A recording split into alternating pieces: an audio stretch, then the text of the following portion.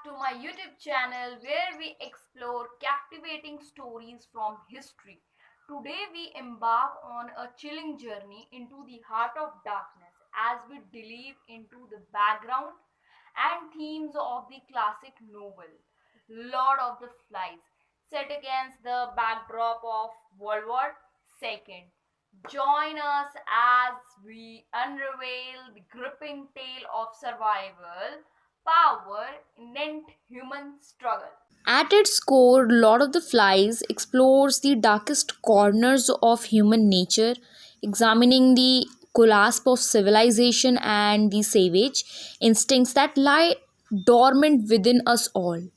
Golding's novel takes place on a remote, uninhabited island, serving as a microcosm for the world at large during the war.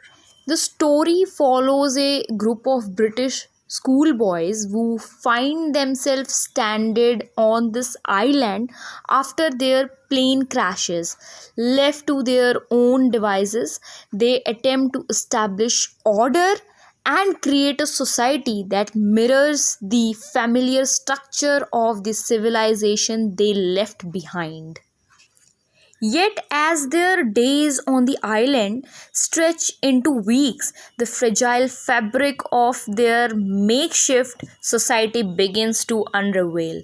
Golding develops into several profound themes, shedding light on the darkness that can arise when humanity is stripped of external control and accountability. The novel begins with a group of British boys aged 6 to 12 being stranded on a deserted tropical island during a war. The boys find themselves without any adult supervision and quickly realize they must establish order and survive until rescue arrives. Ralph and Piggy emerge as the natural leaders and they gather the boys on the beach to organize themselves. Ralph is elected as the group's chief, while Jack is given the responsibility of leading the boys in hunting for food. The boys create rules and build a single fire to attract passing ships. Initially, life on the island seems idyllic as they enjoy freedom and adventure. However, tensions arise as Jack becomes obsessed with hunting and starts to neglect his duties. Boys' fear of a mythical beast on the island begins to grow and they gradually turns into savagery. Jack rebels against Ralph's leadership and forms his own tribe, symbolizing the loss of civilization and the rise of primal instincts. The boys' moral compass weakens and they become increasingly violent and bloodthirsty. If we're talking about the character Simon, a gentle and contemplative boy discovers that the beast is actually a dead parachute. He rushes back to inform the other. Rivalry between Ralph and Jack intensifies, with Jack's tribe now having all the power and influence. Ralph is haunted like an animal, and the island descends into chaos and destruction. In the midst of the chaos, a naval officer arrives on the island, rescuing the boys from their savage. Ralph's group focused on maintaining civilization and getting rescued, and Jack's group obsessed with hunting and embracing primal instincts. They established his own tribal and using fear and violence to assert control. The climax of the novel occurs when Simon, a quiet and introspective character, discovers the true identity of the beast. The boys fear an imagined creature that haunts their nightmares. He stumbles upon a dead parachute, mistaking it for the beast. Filled with excitement and urgency, Simon rushed back to the boys' camp to share his revelation.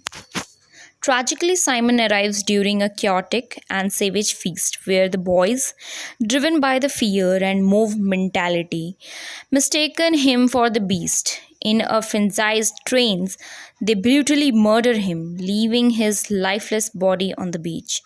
As the story reaches its climatic end, a hurricane sweeps over the island, intensifying the chaos and destruction. In the midst of the storm, Simon's body is carried out to sea, symbolizing the loss of reason, morality, and innocence. The final showdown takes place between Ralph and Jack. Ralph, now the sole remaining representative of civilization, is hunted by Jack and his tribe, who aim to kill him with no hope of rescue and fearing for his life. Ralph is focused to fight back, engaging in a primal battle of survival.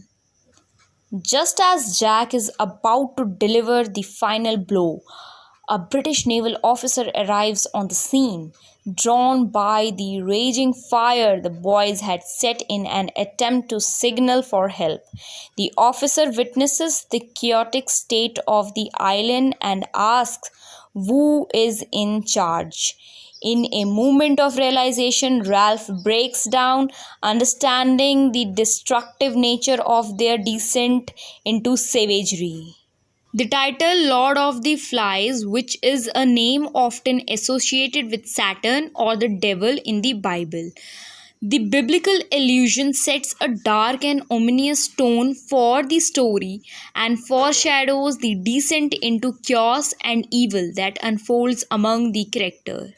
In the novel, the flies refer to the both the literal presence of flies and the figurative representation of decay, corruption, and the inherent evil within humanity. The presence of flies serves as a visual reminder of the deteriorating societal order and the character's recession into primitive instincts.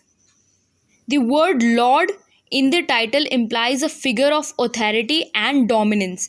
In this book, it represents the struggle for power and the establishment of a hierarchy among the group of boys stranded on a deserted island. The title suggests that the characters will grapple with questions of leadership, control, and consequences of unchecked authority. The title encapsulates one of the central themes of the novel, which explores the conflict between civilization and savagery. The Lord of the Flies symbolizes the innate darkness within human nature, the erosion of societal norms, and the loss of civilization when isolated from of constraints of society. So, whether you are a fan of literature, a student studying this book, or simply intrigued by philosophical and psychological explorations, Lord of the Flies Explorations is the perfect destination for you. I provide engaging content that invites reflection, encourages dialogue, and depends your understanding of this timeless work. Subscribe to our channel and hit the notification bell to stay updated on our latest uploads. Don't miss out on the opportunity to explore the depth of the Lord of the Flies with us.